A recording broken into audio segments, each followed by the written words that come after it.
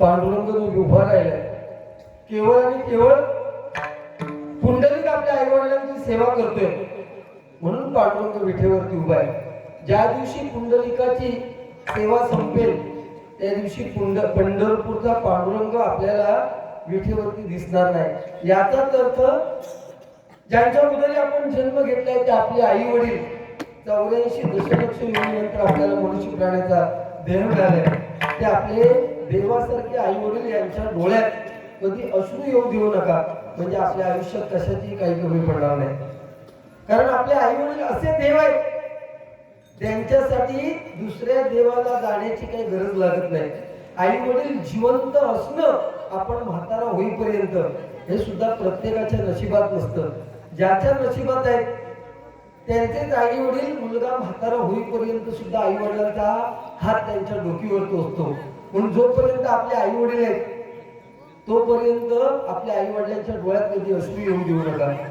तरुण मुलांना आणि मुलींना हेच सांगणे, आपल्या आई वडिलांची मान समाजात खाली जाईल असं कोणतंही कृत्य करू नका जेणेकरून आपल्या आई वडिलांना त्याची ठेच पोहोचेल.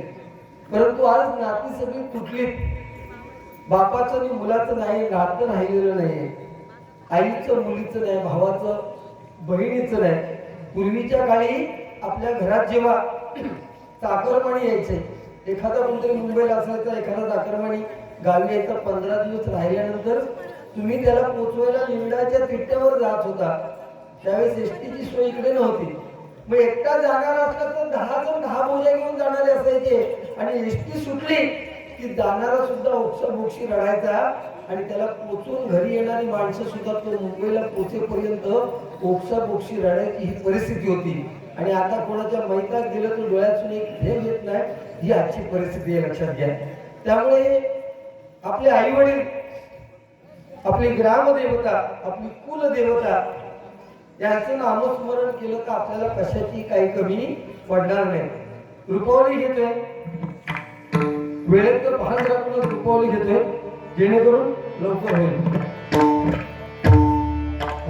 थोडंफार इफेक्ट आहे, इफेक्ट.